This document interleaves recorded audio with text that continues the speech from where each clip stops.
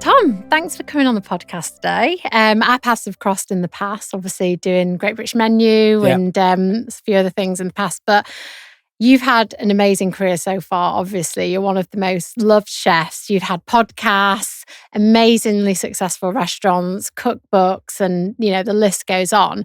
But I'm wondering if today you could pinpoint one moment in your life, your career, that has been a golden moment for you. When I first got asked and very politely thought this would be, thanks for asking, that's amazing. And then can you think of a few points that represent, I suppose, seminal moments in your career and points that you think back at changing points, and you just go, it's quite hard to pick. Solely, firstly, probably because I've been doing it for so long. I've been in a kitchen now for 33, 34 years, and you just go, there's so many different areas of learning and that kind of expertise curve that you go on, that gold medals, you go, that's a major point. But actually the journey and the path to get there must be so many different points. And when, from my point of view, when I start looking back at it and I go, what are the first points of going, well, why did I go into a kitchen? What is the point? Where did I understand? What was the point that then I suddenly went from going, because I went in there to earn money. If you want more real, inspiring stories to guide you through life's toughest moments, make sure to follow Goldminds wherever you get your podcasts. Follow us and be part of this real conversation. You won't want to miss it. But it was at that age that my mum, she recognised that I was loving it very much. I thought it was something that perhaps it would be a career that I might pursue. She could see that I was energized by it, this whole new space.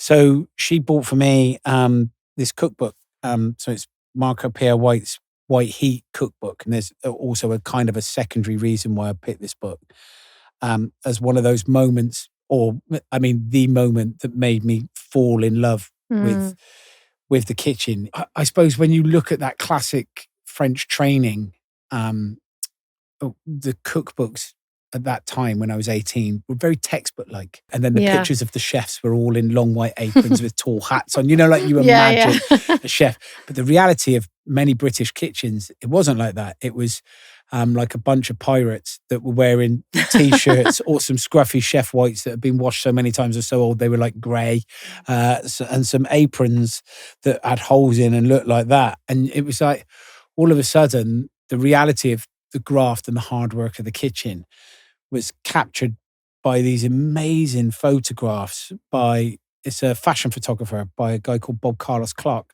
who just caught the electricity of Marco Pierre White's kitchen. Obviously, Marco went on to become the first British chef to win 3 Michelin stars. And at the point where he won it, he was the youngest chef in the world to ever have achieved that. So you go, it was such an amazing moment that suddenly put Great Britain, British chefs on the map, and showed, I suppose, the food scene in the rest of the world that actually in this country we are beginning to take food and cooking very, very seriously. Yeah. And so, that moment for you then would have been the build up to, to what was later to come in your career. And we'll move on to those. But obviously I ask each guest to bring in 3 items, and these are your 3 items. And this is obviously your first one. Could you pass it over to me? Of course I can. Read. Yeah, and it's really interesting because I said to you just before we started, obviously not being in the chefing world, I'd never even heard of this book. But it's something, since I then went on and researched, it's something that so many chefs reference, don't they? And I think it's really interesting, like you say, that there was this perception that everyone perceived that world to be a particular way, but actually the reality and the environment in those kitchens was so different. But that was something that obviously drew you to this world, that environment. Exactly. It made it's a very rock and roll, exciting, enthusiastic. And the thing about that book, I think, is that when I was reading it as a young 18-year-old, and you're looking at it, and I just remember taking it to bed every night. I remember looking at it, that was my bedtime reading, and just looking at the pictures and imagining the produce and imagining what it would be like to cook that food and imagine what it would be like to be in that kitchen, that energy. And Marco's so important. This book is, as I suppose, encapsulates how amazing Marco is. But this is the 25-year anniversary book, not the original. And when Marco re-released it after 25 years, he then asked a number of chefs if they would also like to be in addition and add a quote to the book. Like, so for me, it's one of the greatest, amazing honors that I'm in the 25-year anniversary of White Heat with my take on that cookbook and what Marco meant and what it actually means to so many British chefs my age, 50-ish, 50 plus, where Marco's influence is so important. And that book, I will be forever grateful to it because it's a huge form of inspiration. That must be such a surreal feeling, though, to think that, you as a young teenager just reading this book constantly and then knowing that you're part of that legacy and that history of it now. Yeah, genuinely, it amazes me. It's something that I'm so proud of. And it's weird because I think maybe slightly differently to your world where you have a goal and so that you're setting your sights on and you're structuring and everything you're aiming to do that. It never really had Michelin stars as an aim or I was very lucky that I just entered into a world that I loved and I wanted to get better at it every single day and I wanted to push myself.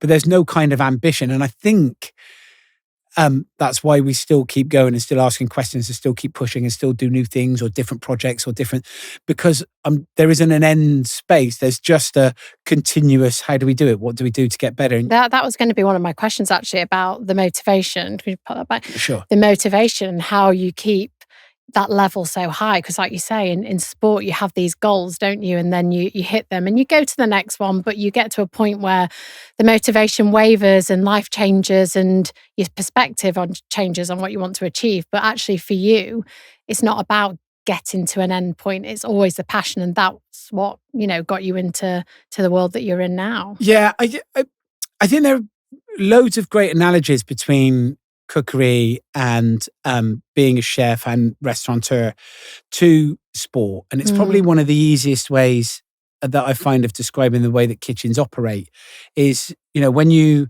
are in a kitchen and you have that high adrenaline push, particularly in a service time when the checks are coming in and the front of house staff are talking to you and chefs are doing stuff and things are going on and there's all sorts of things happening that are out of your control because you can do all your prep work, you can have all your infrastructure and you can imagine how service is going to go, but things change. I mean, it's like every single game of football or rugby or, something is different. You imagine how it's going to go and you're good enough to get through it or to do it.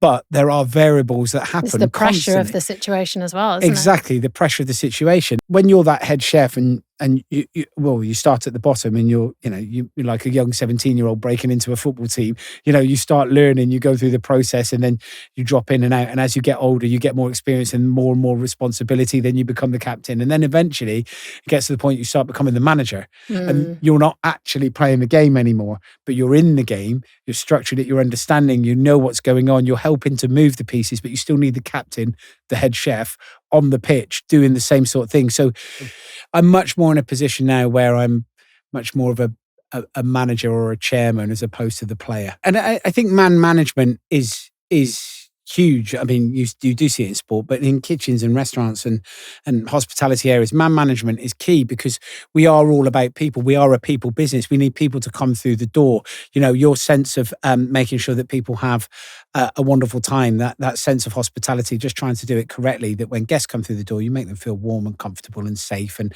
an environment that they know and enjoy and that they can be helpful to you as a business because, the nicer and the kinder you are to them, the more comfortable they are, the more comfortable, the more money they might spend, the better it is for business. All of those sort of things, they all come around in a circle, but it is all about that infrastructure of the team and the people that you build with you. And I think one of the biggest things that we're so proud of in the Hand of Flowers has just reached 20 years. And I think that's really important. It's one of the biggest things we're most proud of is team building and bonding. I'd love to go back to you as a child. Yeah. So a little bit more about, what kind of personality were you? Were you always destined to be in the restaurant business and becoming a chef? No, it's most definitely. It's funny because I look back at it and I talk about it with my mum, and school for me was never really. I loved school, but it wasn't really a space. I wasn't there for the academic purpose. I was there for hanging with my mates. I went to an all-boys comprehensive school in the middle of like basically 3 council estates. And it was an amazing, I loved it. I loved being there. I loved the boys, the people, the laugh, the space where we grew up. And that kind of, it was a single parent family. It was me and my brother and my mum who had 2 jobs. So she would work for the council during the day as a secretary, and in the evening she'd work in a pub washing up. But that sense of hospitality that I get and I look back at it now I suppose it as you get older, you kind of get, I wonder how that happened or where that comes from. And where I grew up, single parent families were pretty normal. It wasn't like it was just like, be like, what have you got for lunch? I ain't got. And like, do you want to come back to mine? My mum knows that I'd turn up with somebody. Yeah. And she would cook Sunday lunch, but Sunday lunch wasn't roast beef or chicken. It was normally one of those cheap turkey rolls, or she used to do one of our favourite things actually was sausage meat that would come in a roll, like a roll of sausage, but she would bake that. It was always just know any different though either. Exactly. That was your family. Yeah, exactly. That was it. That was that. But that sense of hospitality, I think, and being connected to other people. And I look back at it and go, I most definitely get that from my mum. My mum was very much and is very much still like a people person. So I've always been I like people. I like people's stories. I like meeting them. I like, knowing what they're about, what makes them tick. And, I enjoy that. But, I remember being taught as a kid, just try your best, give 100% effort, just try your best. Now, that didn't necessarily work from a school and an exam point of view. I didn't quite see, back in the day, my schooling was very much, here's some stuff, remember it, write it down again at the end of the year in an exam. That means you're clever. That actually, it wasn't, doing stuff. I wanted to be practical. I wanted to do things. I think that sense, particularly back then in the 80s, that sense of academia, of being, that's what makes you clever and the rest of it, you're not. I think it has most definitely changed. And we can see now that the world is much more, I suppose, embracing of people with practical and human and personality traits and skills that are much more mixed as opposed to just academia.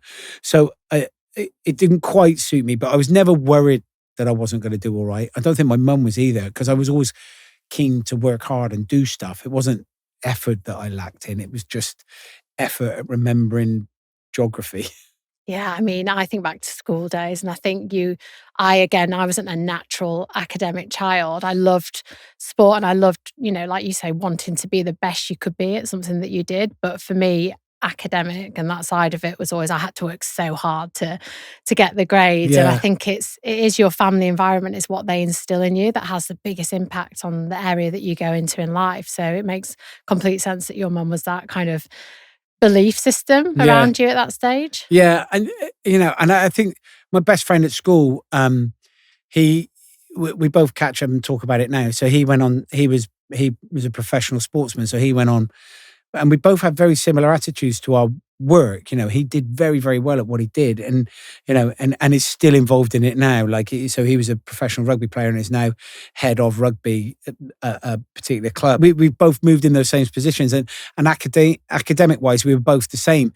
But it's not through a lack of work ethic; it's through we wanted to do something different. So we've both achieved doing things that wasn't based on, what exams you get at school. That's not saying that school isn't all but it's not very important. You don't have to go the conventional way. And I think that's something that I've learned over the years as well. I was always you very much, you do your GCSEs, you do your A-levels, you go to university.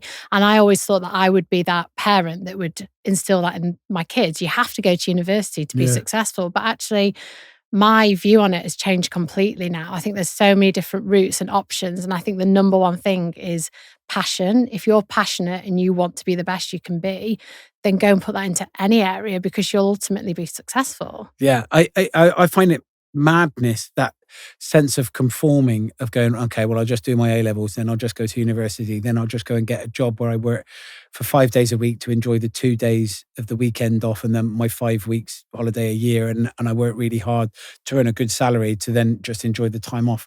It doesn't make sense. That's not living a life. What you want to do is live your life doing something that you want to do. There's 5 days of the week. and 2 days at the end of it, right? If you break it into like a weekend, surely those 5 days should be like following a passion, doing something that you love, being a part of it. It's not about money. Don't ever chase money. Chase being happy. And that's, they do a passionate thing. And then with that, everything else should click into place. It might take longer and it might take much longer, but actually just keep doing what you enjoy doing, because that's got way more value to it than anything else. And it's sustainable, isn't it? Yeah, exactly. It's so much more sustainable.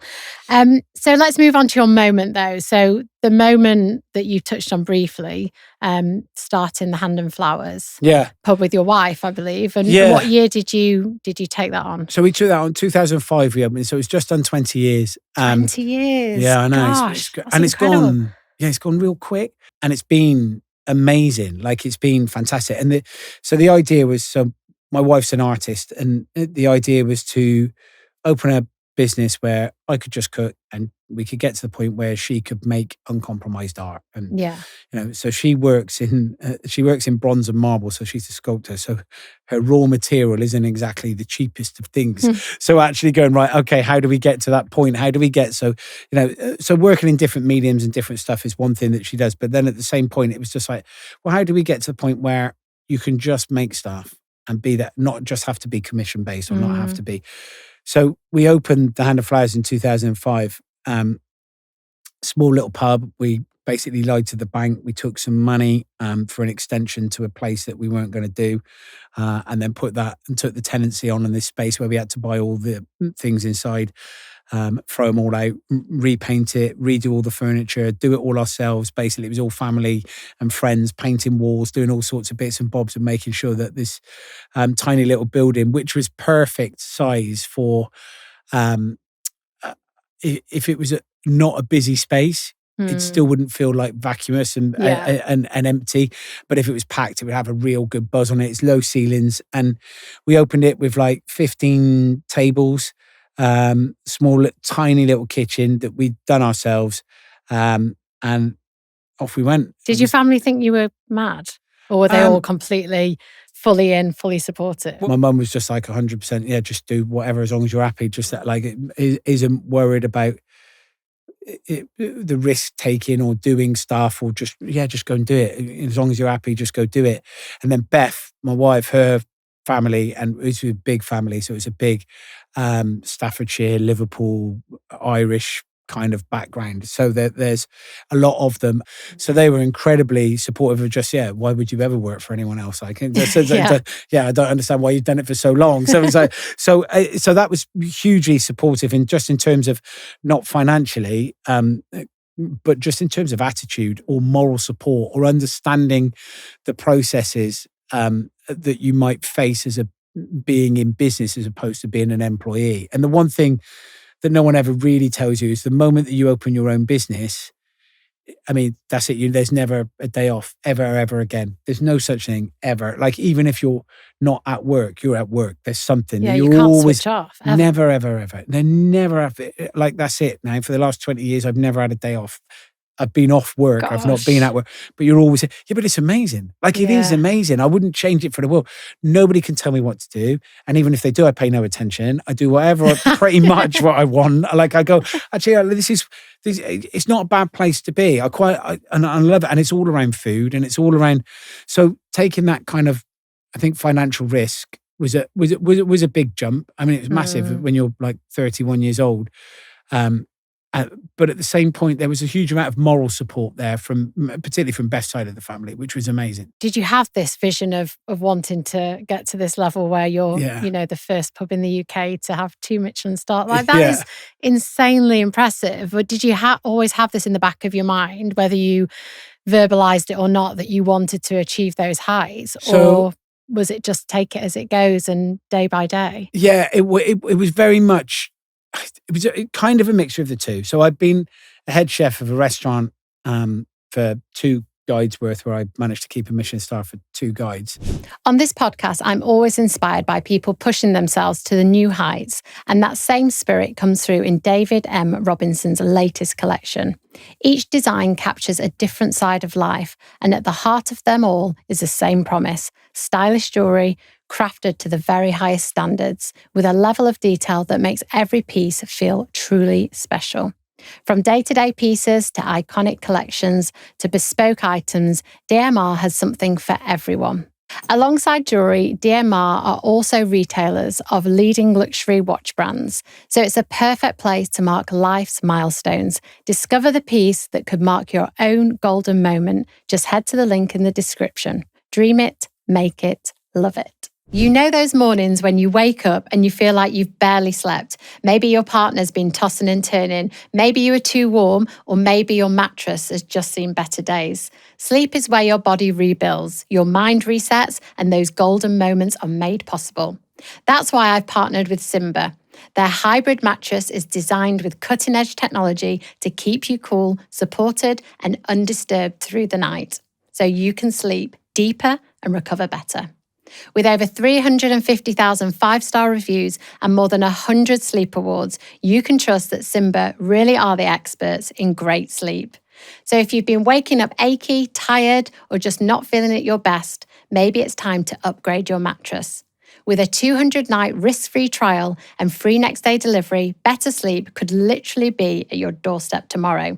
Shop at simbasleep.com/goldmines. So it puts you in a position where you are operating at a level of consistency and professionalism that is recognised, not just in the UK, but globally. If you say you're a Michelin-star chef, pretty much most of the countries in the world will understand that you operate at a particular level with a professionalism and a mindset to it.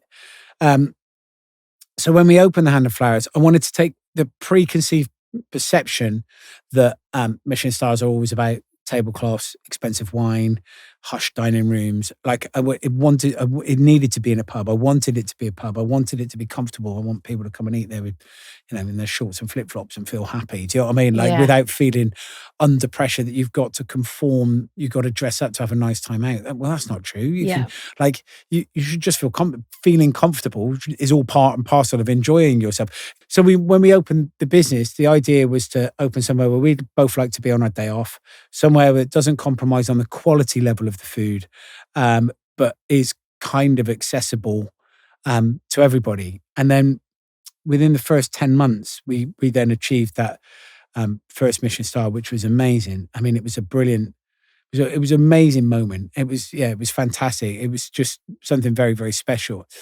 But then to maneuver it and push it to 2 stars it wasn't about driving it to 2 stars, but it was about going, well, we found a level that we operate on. You've got to maintain. But also this is just the start of our journey. We've done this in 10 months, right? Where are we going? What are we doing?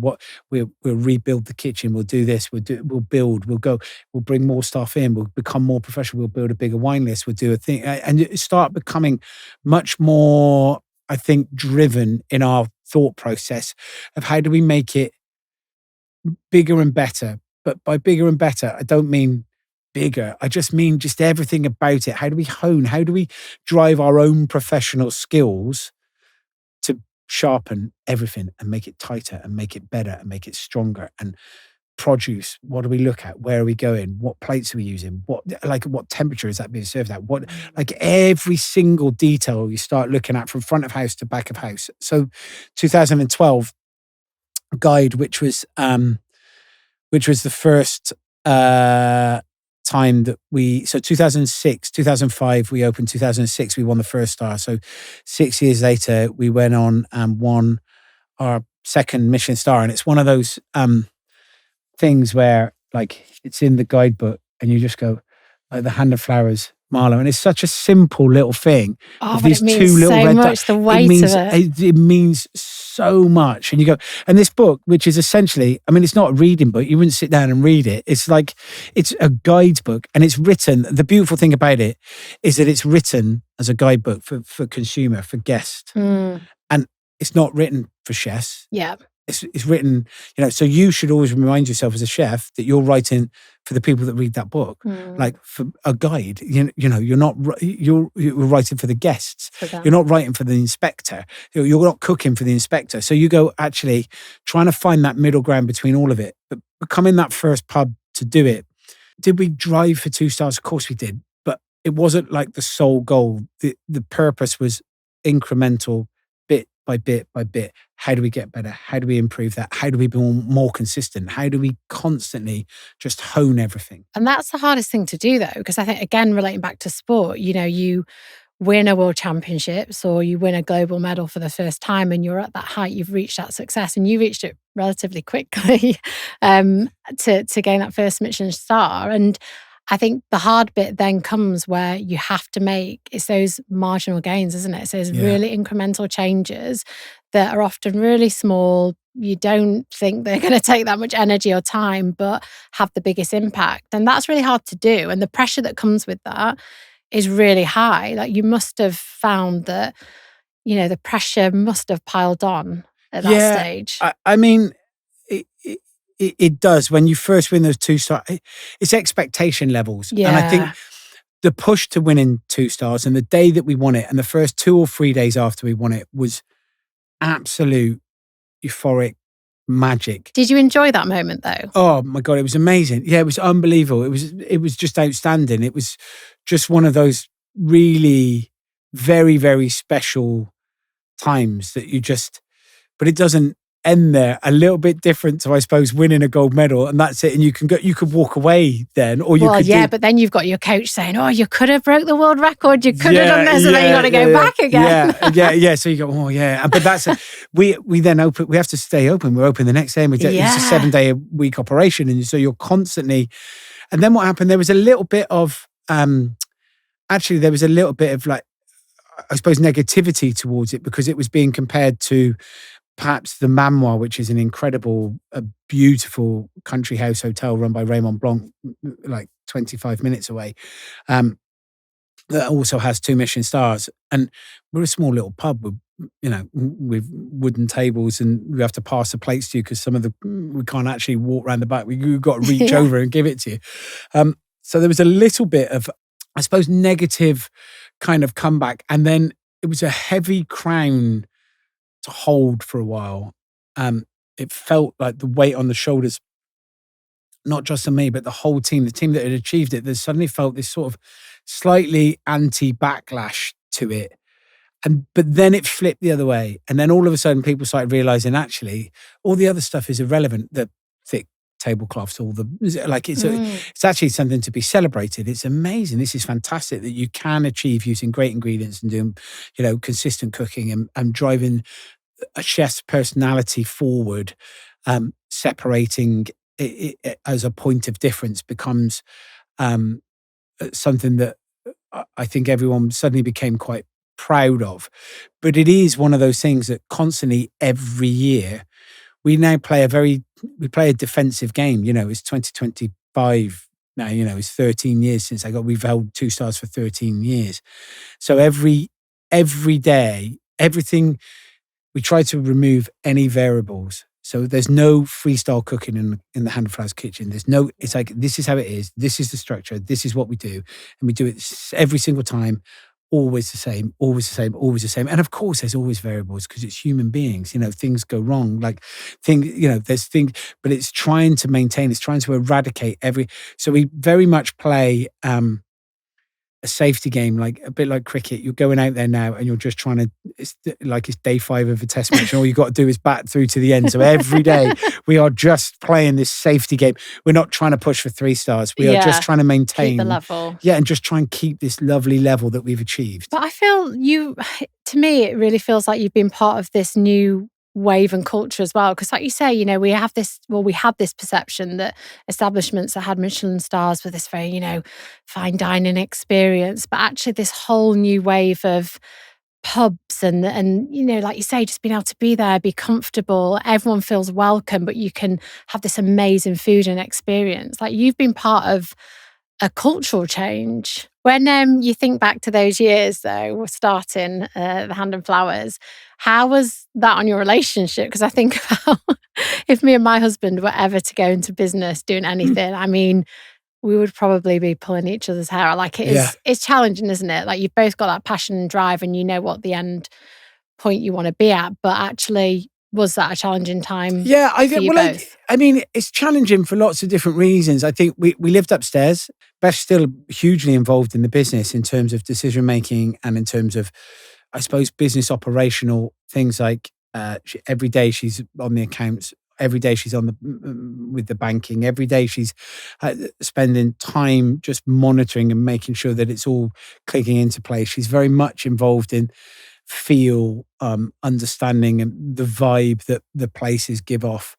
And when you're in that environment right at the beginning, because Beth was running front of house at that point, it's very hard to find yourself when you're head chef and front of house manager, but actually you're husband and wife. To try and find that balance between the two is obviously very difficult. But I think we look at it now and you go, what a huge and massive privilege it is and has been as a couple to be able to come set up a business, build it, get to the point where we're going, right, we want to get to the point where you can make uncompromised art. I can cook and run a restaurant or a pub or a hospitality outlet. And, we've gone on and the businesses have won 2 Michelin stars in one, another pub's opened and won a single Michelin star in that one. And you go, well, it is a massive privilege to be able to get, and I think how many couples get that opportunity to create something like that together? They're like, we've done it together, and you do it as a partnership. We know what each other thinks. We know how it's going to work together. So it's beyond just a husband and wife relationship where like you both have different jobs and then you come home and you talk about how your day was and you do whatever else and you go on to something. Like we still do that. But at the same point, we are still living our lives very much together, achieving, creating, being a part of something. And it is a massive privilege. And also your lives have changed so much. Like, the world that you're in now, the level of recognition and fame and the opportunities that you have, like your life is so different to what it was those years before. And actually you've been able to go on that journey together and share those changes and those moments, which is pretty significant. Yeah, it's massive. Yeah, it is huge because when you open the business, I think, and it would be with the utmost arrogance to think that in 20 years' time, you'd be sat there with a 2-star and a 1-star. You'd be working with a major supermarket. You'd have TV shows. You'd have done 13 books. You'd have done it's a huge amount of arrogance if you think you're just going to be that person. You probably would never get there if you were thinking like that, would you? I never ever thought. It was just about trying to be the best as we can, stay humble and work hard and then just meet new people.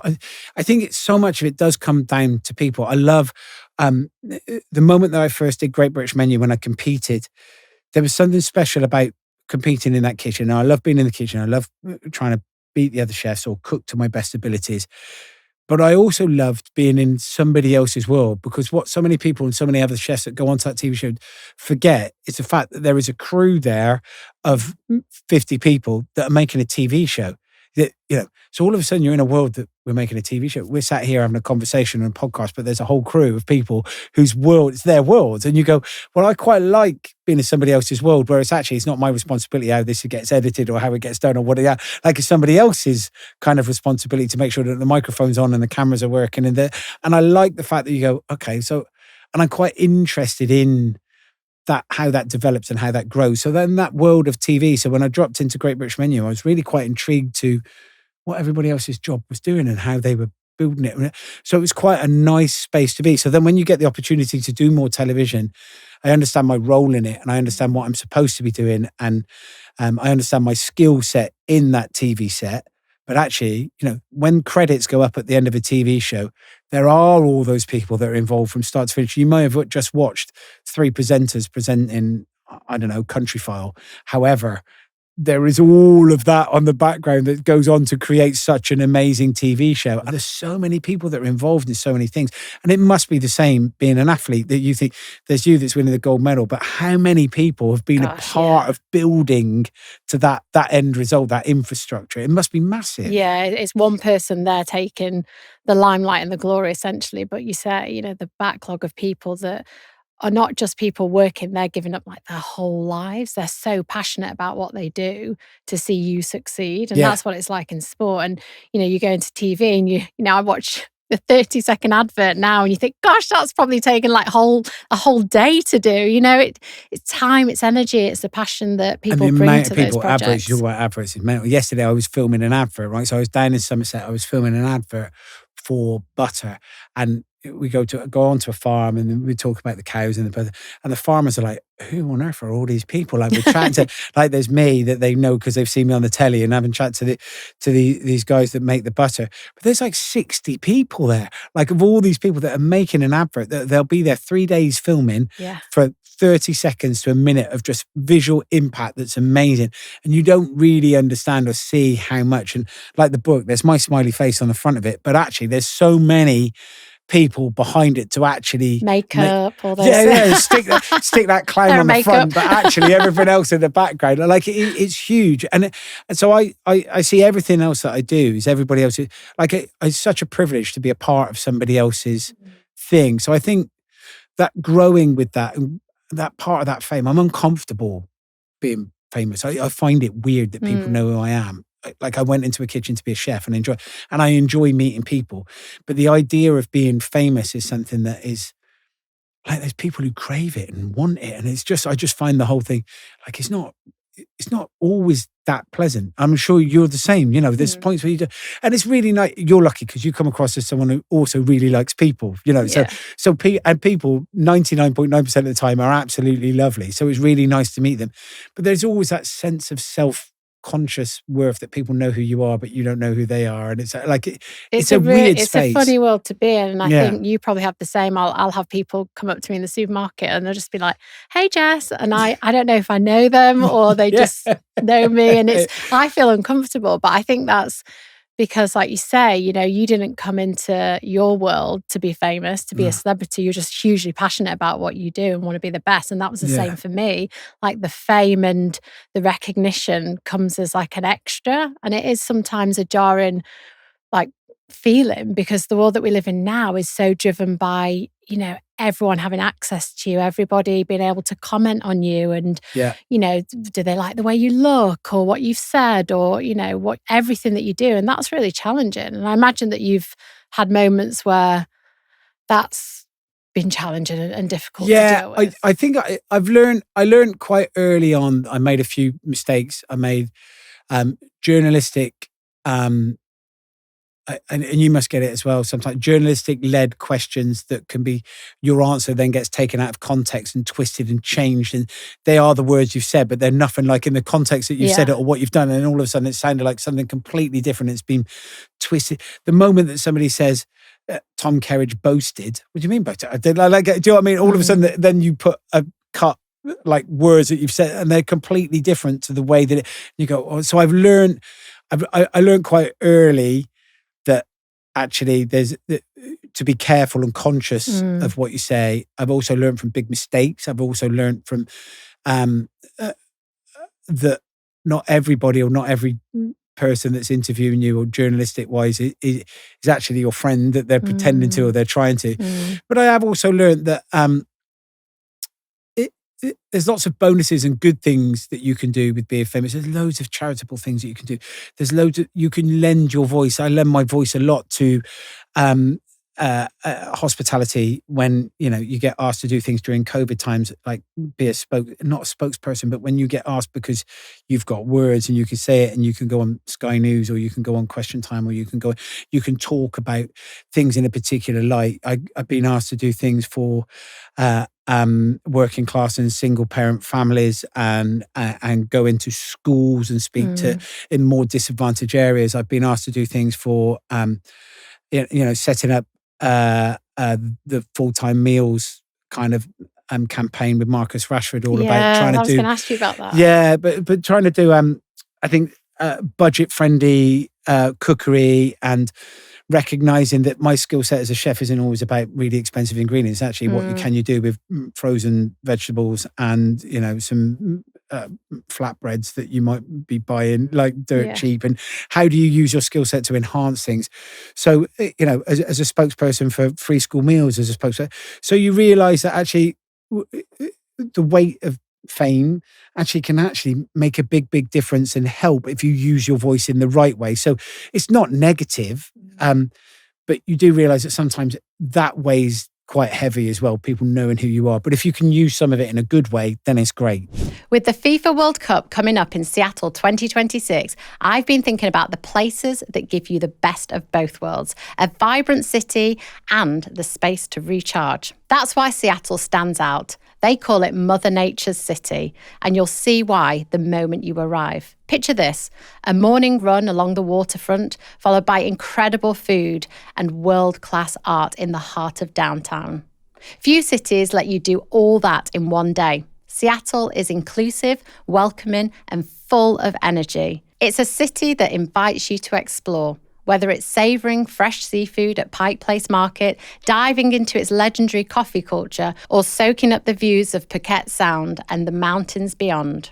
Imagine the world's biggest sporting events set against this backdrop of natural beauty and urban excitement.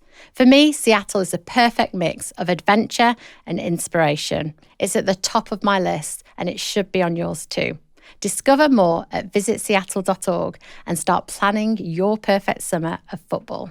Can you switch off from it though? Like, are you really active on social media? Do you read what people say, or are you one of those people that just, I might read the odd thing, but I'll switch off? Because I feel that you're so authentically you, like you're really open, you're so loved, you're just who you are. And I think that's what people enjoy the most, but you're really open about the challenges that you had. So, when you talk about the weight loss and you share that with people and you've got that platform, and it makes a huge difference. Yeah, I think the easiest, so it's funny, it came from another very well-known celebrity that at one point when I was on the booze, so I haven't drunk now for 12, nearly 13 years. So there was a point where I was drinking really, like I would drink really, really heavily. And it was a point where I was with another very well-known celebrity. And he said that the best thing you can do to disarm anybody is you disarm them with honesty.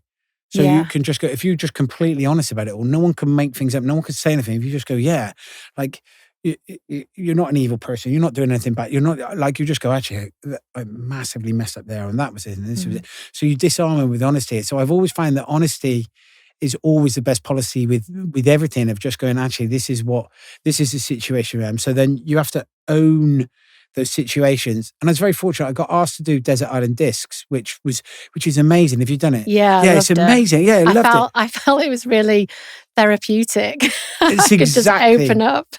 Yeah, that was exactly the point when I was asked to do it. I find it really hard to choose 7 tracks so first, hard. actually. So hard. Like getting rid of all the other ones that you think again. It was like cutting family members loose, or videos. It was really uncomfortable. But choosing those 7 songs, but actually in the purpose of why you've chosen those 7 songs, and then it was like therapy, and it wasn't a case of being able to say something. And it was the first point of actually really owning the drinking issues and going, this is a problem that I had, and this is a space where I'm at, and because of this record, and this is where I found myself, and this is so. When you're able to then come out and just own it and doing it in a space like Desert Island Disc, where all of a sudden it's seen as it's an incredibly well-known, well-loved, authentic, amazing show that's been handled with incredible production values. That when you own something on a space like that, it's not a tabloid story, it's a real thing then. Yeah. And it gave me the opportunity to be able to own those situations. And then I think, well, now I'm in it and I'm honest, and I'll talk about those positions and those spaces that I'm in. And what is there to hide? Like, what, there isn't, we've been on a weight loss journey. We go on, we're constantly battling with that all the time. I go to the gym 5-6 times a week.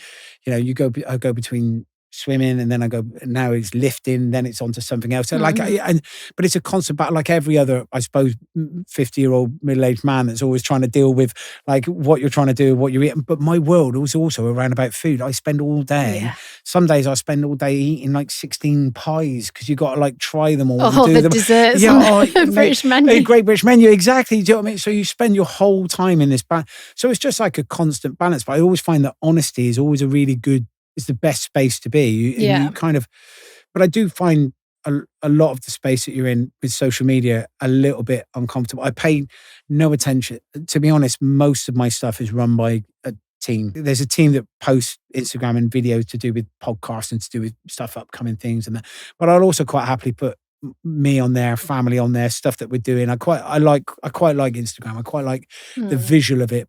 I like following people. I like, you get a little bit more of a sense, particularly real accounts. I quite like that. But apart from that, I'm very lucky that I'm comfortable in my world, where I'm at, what I do, how I hold myself, how I conduct myself. I'm not worried that there's no, there's anything that's going to happen, or any stories or any, and I know that, I conduct myself, just personally in the right way, or I try to. Everybody makes mistakes, but so anybody who's got an opinion, and don't get me wrong, my social team will tell you that every single day someone is shouting abuse at us or saying something horrible or being like that. But I mean, I don't care. Like, I've got enough mates. Like, I'm quite happy where I'm at. I love what I'm doing. My work is great. I've got friends. I've got an amazing family.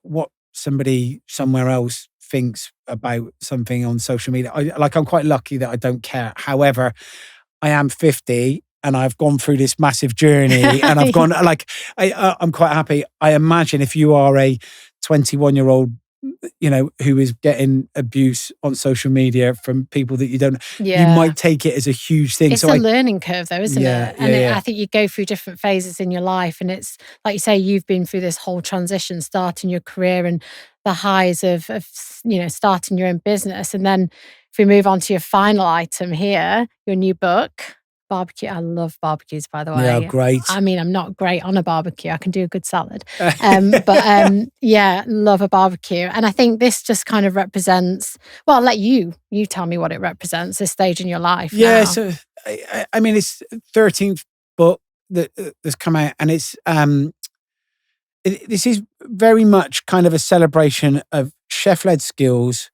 cooking technique, global research of how amazing food is, but also it's about connection. It's about family. I'm in a very happy space. I love, we can very easily impromptu have 25 people over at our house from Sunday morning having nothing planned.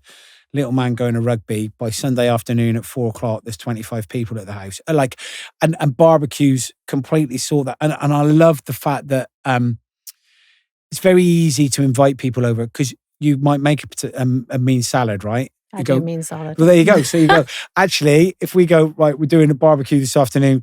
I've got this, and this. Jess, you're making this salad. Exactly. Bring a mean salad. Yeah. For 25 people. Yeah, exactly. You just go, but that's what I love about it. People can turn up with just a particular item. They can bring it along. Everyone can hang out. It's a real good leveler as well, barbecue, because I think the flavors that you can get from it, char grilling, cooking, and getting that kind of, I suppose, smoky flavor. That's what you're aiming at. It's not actually, it's not a competition of plating things up. It's not about making sure that it's pinpoint accurate and perfect. I love that. I'm definitely going to be doing some recipes out of it this summer. Good. You mentioned your son briefly there, and obviously you're in this phase in your life where, I mean, your motivation is probably still super high. I got to a point where I was like, okay, I've reached my peak now, and I'm happy to bow out and move to the next phase. But you're very much, creating more books and doing amazing things. But how much has your son been an influence on where you're at now, and what kind of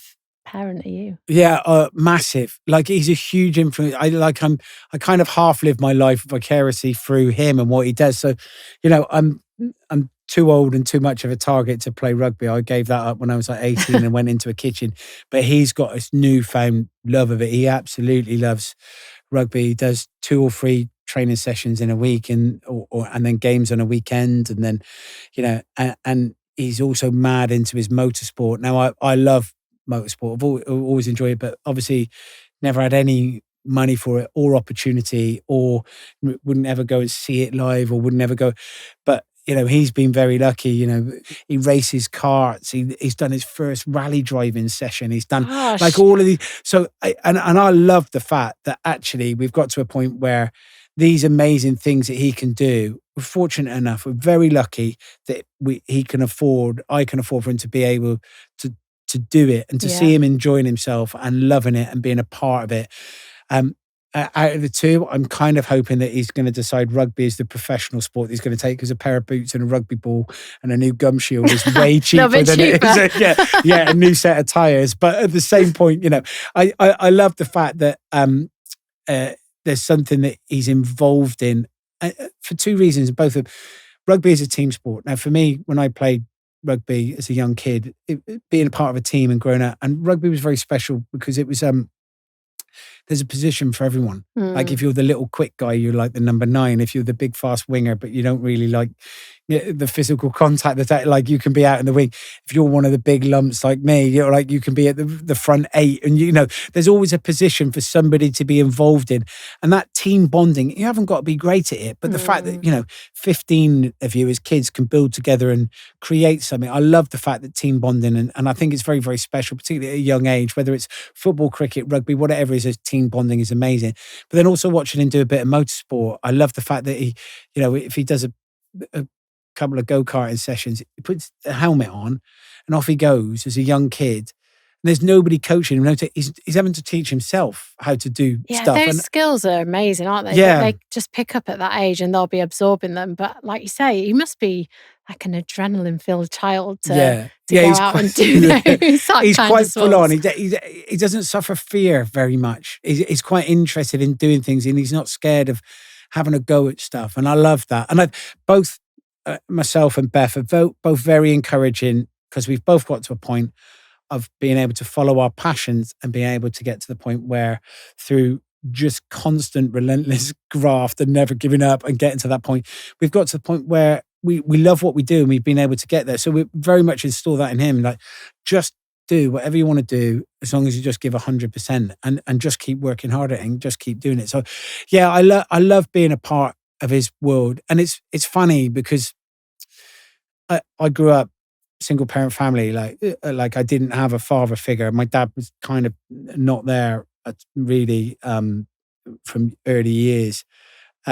So when we go through this period of myself and AC, my son, like we're both learning it together. Like I'm not being a dad. I'm not replicating something. This is what dads do. This is how we build it. So we're both learning to get. We're both on this learning. He's learning to be with dad, and I'm learning to be a dad with no guidance. Like we're both on this kind of path together, and I really enjoy it. Sometimes we get it massively wrong. We're both very similar, like really similar. So we argue quite a bit. Like it drives my wife nuts. But then at the same point, when we're not arguing, we're having the most amazing time. Like we get on very, very well. So yeah, it's special, isn't it, being a parent? Oh, I mean, no one, like they obviously say, no one prepares for you. You don't know what kind of parent you're going to be until you're in it. But I do think, like you say, the influence of, your parents or the lack of your parents or what it might be does have a massive impact on the style of parent that you are, I suppose. Yeah, it must do. And like I mentioned earlier, I look back at my mum and that sense of hospitality and that sense of everybody being welcome. And I love the fact that, like I said to you before, when you're going to bring your salad over for 25 people on a Sunday afternoon, like it is that sense of, just all come around. Let's just all hang out. We'll stick some music on. The kids can run around, play on the trampoline, do whatever. Like let's just cook some stuff and have a laugh. And I hope that very much filters into Ace's mind that, it's an open house. Come and hang. And my mum's was exactly the same, even though it was a tiny little, semi-detached house on a council estate compared to, the nice house that we live in Marlow now, like it's very, but the ethos is exactly the same. The ethos is exactly the same. And I think that's so important because you actually, I agree. I want my kids' friends to come round and for them to feel like it's a safe place and that you can actually keep an eye on what they're doing as well. So they're all there, which I think, is an amazing you're thing to achieve. You're spying on them. I'm in mum mode, like, what are they doing? Is your son impressed by what you've achieved? Like, does he ever, obviously, everyone knows who you are and his friends must know. Is he impressed by you, or is he kind of embarrassed? This is the first time this year that he's beginning to understand profession. Like he's always got that his dad is something different. Like you walk up at Marlow High Street and there's a book, there's some places selling books and there's your book in the window. Like other parents, other kids, that he goes to school with, his parents haven't got a book in the window. Like it's a little bit, he's always known that there's something. People often want a photograph or a selfie or whatever else, which is so he's quite happily will take the picture for them. Like he's got to that. But And there are other points where we walk around like Marks and Spencer's and we're doing the shopping, and then there's a picture of me like with the chicken guy that we did, like, and he'll walk past it and go, oh, yeah. like you just go.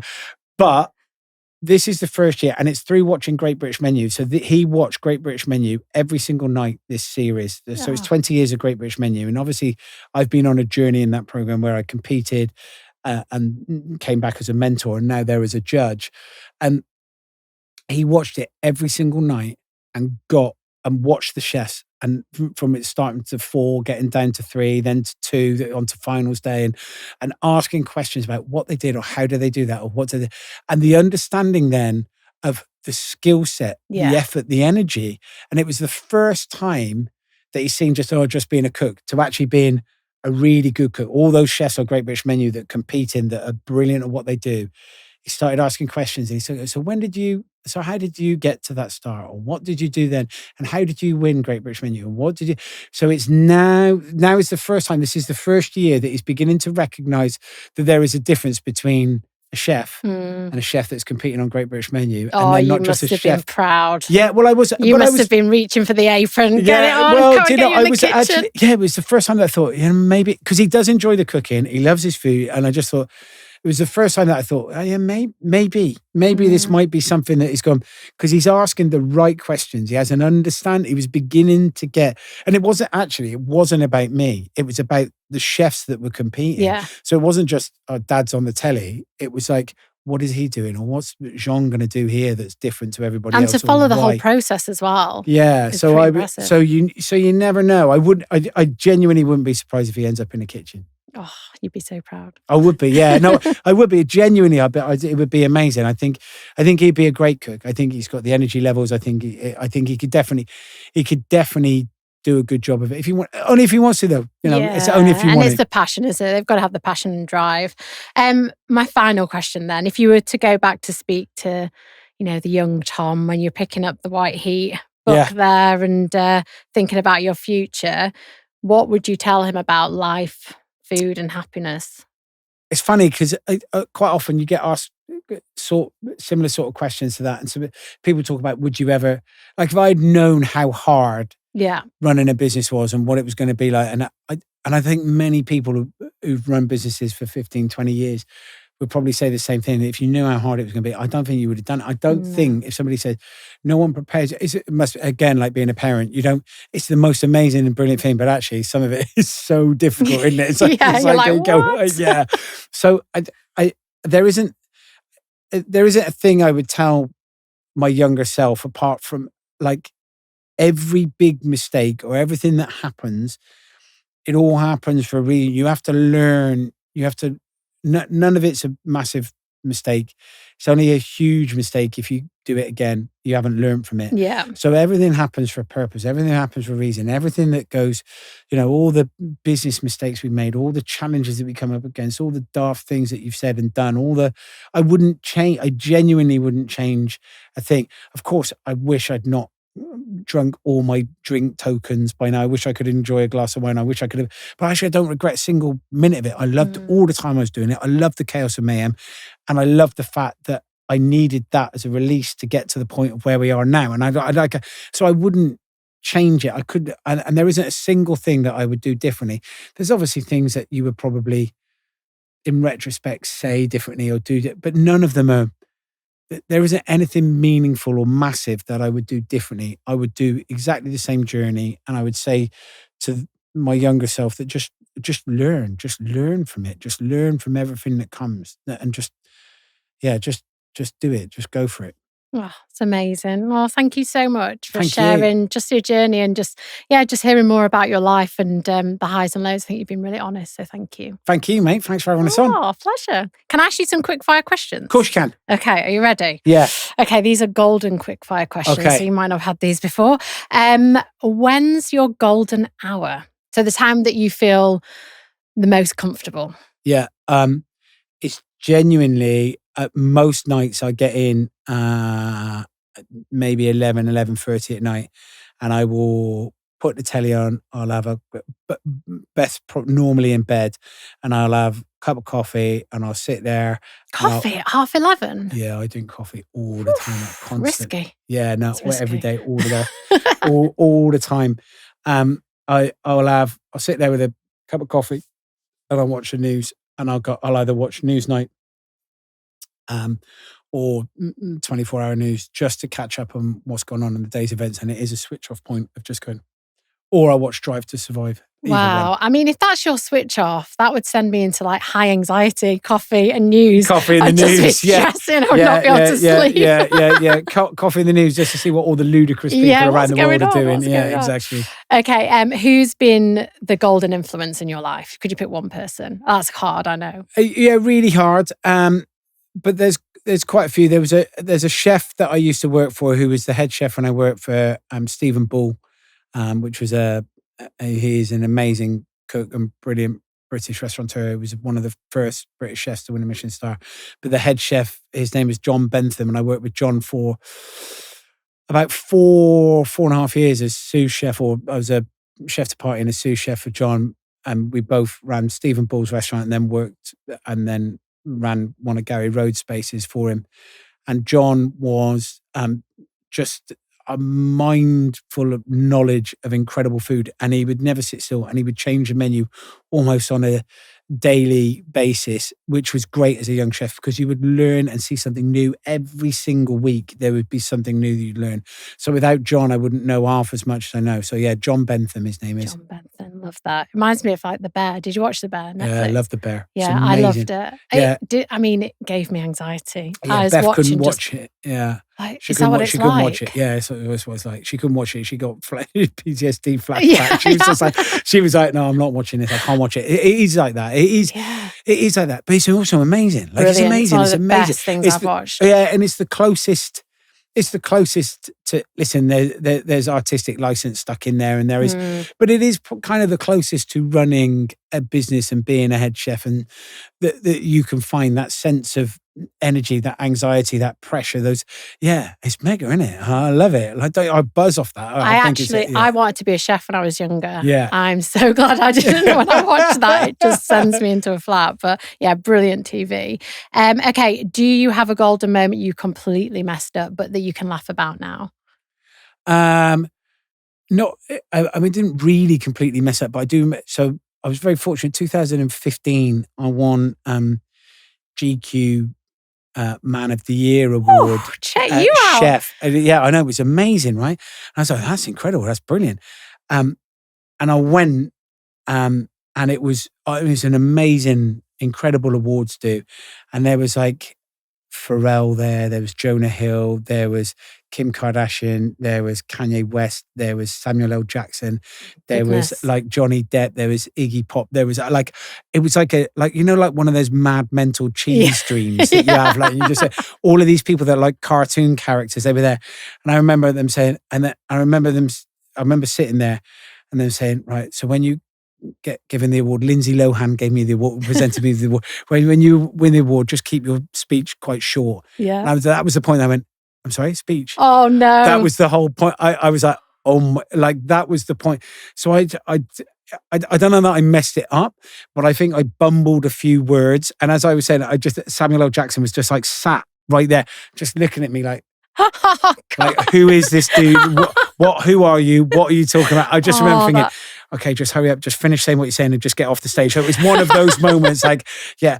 But at the end of it, like Ronnie Wood came up to me, like said, Tom, I love what you do, mate. It's rock and roll. Yeah. And I said to Beth, oh my God, a Rolling Stone knows who I am. Said you're rock and roll. Yeah, I was like, yeah, this is amazing. So the speech kind of being that bad, but that was one of those moments I was like, what speech? Yeah. But you can still laugh about it. Yeah. What's your hidden gold talent or skill that people don't know? Oh my God. I can drink coffee late at night. That is a skill. That's a very good skill. And what's the one piece of golden wisdom that you always carry with you? Okay. There's two, and they're both, one's definitely food related. One is business-wise, that when I first started, and it's really difficult. Somebody told me, listen, if it was easy, everybody would do it. Right? And you go, okay, you have to remind yourself of that, particularly when times are hard. Yeah. And the other one was a chef that told me is love and treat your ingredient and it will love you back, like respect it. So it doesn't matter whether it's a beef fillet or a piece of sea bass or it's a Brussels sprout or a carrot. Like if you're a young chef, treat that carrot with love, respect. You know, somebody has grown that has been in the ground, that's taken months to get to this point.